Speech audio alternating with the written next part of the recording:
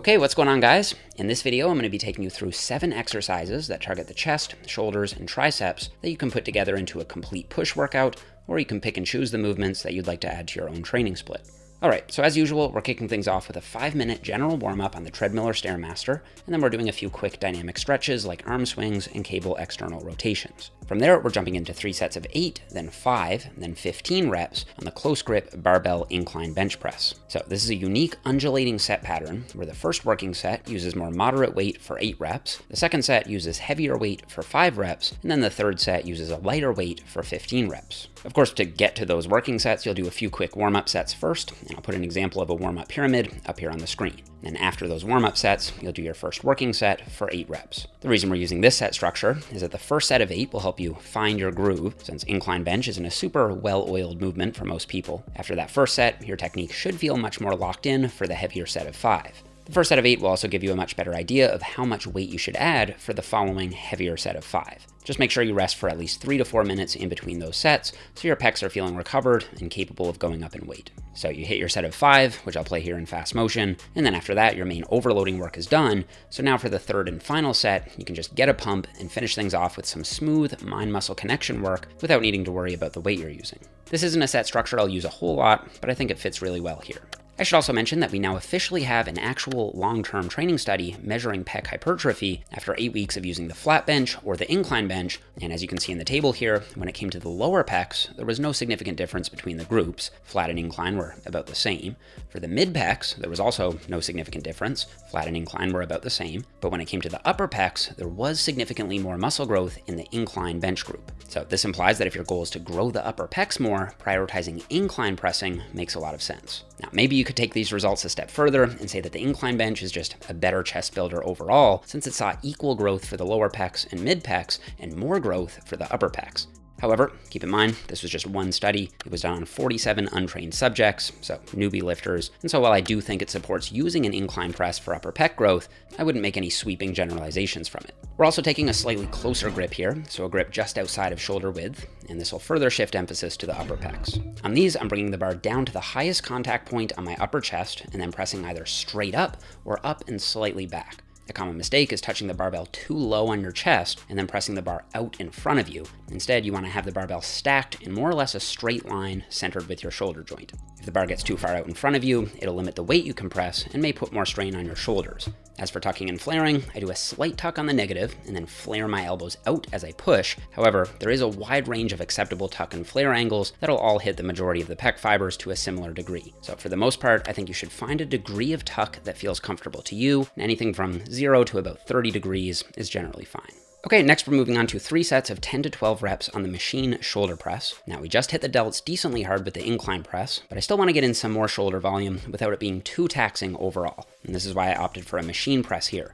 It just tends to be less fatiguing on the body as a whole. Machines are also nice because you can push the sets closer to failure without having to worry about dropping the weight and risking injury. Obviously, machines won't hit some of the smaller stabilizing muscles quite as well as free weights will, but as long as you're also including some free weight exercises, I think that concern about machines pretty much goes away anyway. Alright, so here you want to make sure that your arms are at least breaking parallel with the floor, and I personally like to go a bit below parallel. So to make sure you aren't cutting the range of motion short, set the seat high enough so that you can get a deep enough stretch. I'm also using a thumbless grip on these because I find it improves the mind-muscle connection with my delts, and you'll notice I'm using a constant tension approach here, not quite fully locking out at the top, and maintaining a smooth cadence of about 1 second up and 1 second down on each and every rep. I don't think there's anything particularly special about constant tension per se, I just find it helps me direct my attentional focus to my shoulders better. In general, I'll leave about 1 rep in the tank on the first 2 sets, so going to about an RPE of 9, but then I'll take the last set all the way to failure, meaning I'll go until I literally can't get the weight up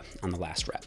Okay, after all that compound chest and shoulder work, we're moving on to our first tricep dominant movement of the day and doing 3 sets of 6 to 8 reps on the floor reset skull crusher. This is a much more strength-focused movement for the triceps, and I'm including this because on my other push day of the week, I do a more hypertrophy-focused, higher rep tricep movement on the cables. So today, I'm hitting them with heavier weight in a lower rep zone and with more emphasis on progressive overload. Here, we're mostly thinking about moving the weight. So pick a weight that's a bit heavier than what you'd normally go for on skull crushers and set up on the floor. You want to lift the weight up off the floor, reaching full or close to full elbow extension with the bar still behind your eye line, and then control the negative until at least halfway down. And then I personally let the weight more or less drop, kind of like I would on a deadlift, and then I let the weight come to a complete dead stop. You can even allow the weight to roll back a bit on the floor and then roll it back in to build some momentum, similar to how some powerlifters initiate a deadlift. Now, if you don't care about tricep strength at all, I would suggest resisting and controlling the negative all the way down to the floor from a pure hypertrophy standpoint.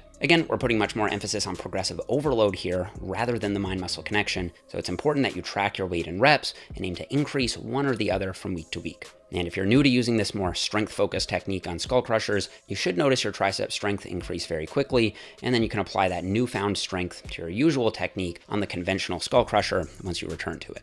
Okay, after that, we're moving on to 3 sets of 10 to 12 reps on the bent over cable pec fly.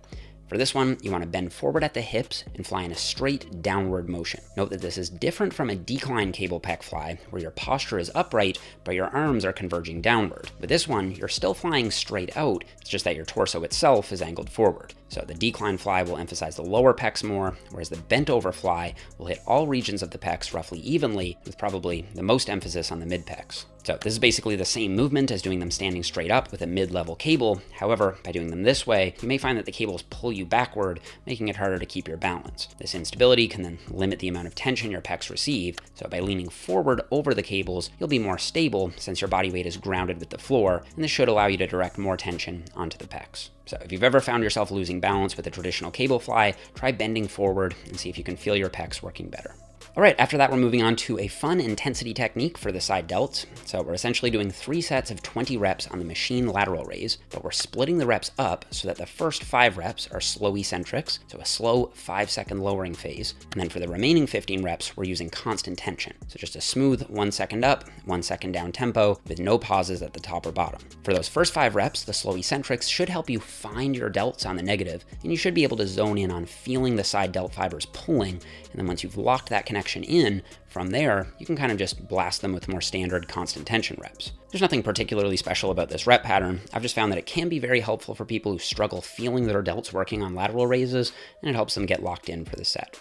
Okay, after those, we're moving on to 2 sets of 15 to 20 reps on the plate front raise. So a little more shoulder work, as I do find the delts are one of those muscles that can tolerate quite a lot of volume. And from a bodybuilding standpoint, they're incredibly important for building an X-frame physique. Now, I should say that I'm normally not a big fan of front raises because the front delts already get a lot of work from any horizontal and vertical pressing, and the front delts tend to be overdeveloped relative to the side delts anyway. However, there is a way to modify the front raise to make it less front delt dominant and target more of those middle segments in between the front and side heads. So that's what we're aiming for here by steering the wheel as we do front raises with the plate. When you think about how the deltoid fibers run, if you do a front raise with an externally rotated arm, the front delt fibers are most lined up with the path of resistance, whereas the side delt fibers are off to the side and won't contribute much at all. However, if you internally rotate the shoulder, you place the side delt fibers in a much better position to contribute to the front raise. And so that's exactly what we're doing here, internally rotating as we lift the plate up. Now, if you happen to feel shoulder pain when doing these, you could easily swap them out for a dumbbell Y raise instead, but I think internally rotating is perfectly normal in healthy shoulders and shouldn't give the majority of lifters any issue. Okay, and to round out the workout, we're finishing things off with one all-out set to failure on the diamond push-up for as many reps as possible. I like finishing the workout off with an AMRAP set because there are no sets left to interfere with, so you can just give it everything you've got and know that you've finished the workout on a high note. The diamond hand position will force the triceps to work much harder than the conventional push-up will, so there's much more triceps emphasis here, and the narrower base of support just makes the movement more challenging in general. So don't sweat it if you can't get as many reps as you would on the conventional push-up. For example, I only got 21 reps on this set, and I can probably do 60 or 70 conventional push-ups. So they are pretty tough, especially when you control the tempo and don't allow yourself to free fall. Being able to keep your form locked in as you get all the way to failure is a useful skill, so we're trying to work on that with this set. And that's a wrap for the workout. Again, this push day is meant to complement our other push day of the week, which I'll put a link to in the description box below in case you missed that video. So if it seems like something is missing in this workout, it's most likely taken care of on my other push day. And if you guys would like to have the full 12 weeks of push-pull legs workouts all in one place, you can pick up my ultimate push-pull legs hypertrophy system over on Jeff TrainingRipper.com. The program has 3 distinct phases that are designed to build on one another. Phase 1 includes the workouts that I'm doing here on the channel that last for the first 6 weeks of the program. Phase 2 is completely unique, different exercises, different rep ranges, set volumes, etc., and it uses a much lower volume, higher intensity approach, and that phase lasts for 4 weeks. And then phase 3 is a fun mini phase where we do a lot of super high rep sets and flood the muscle with a ton of volume, and that lasts for 2 weeks. And then at the end, there's a full deload week, so you can run back through the program again for as long as you're continuing to make progress. The program also comes with a full ebook explaining all the methods used, an Excel spreadsheet, a library full of exercise demos from me, coaching cues for every exercise, and a bunch more. It's designed for intermediate to advanced trainees, so if you're still in your first year or 2 of lifting, you can check out my fundamentals program instead, which I'll also link down below. All right, that's it for this one, guys. Thank you so much for watching. Don't forget to leave me a thumbs up if you enjoyed the video, subscribe if you haven't already, and I'll see you guys all here in the next one.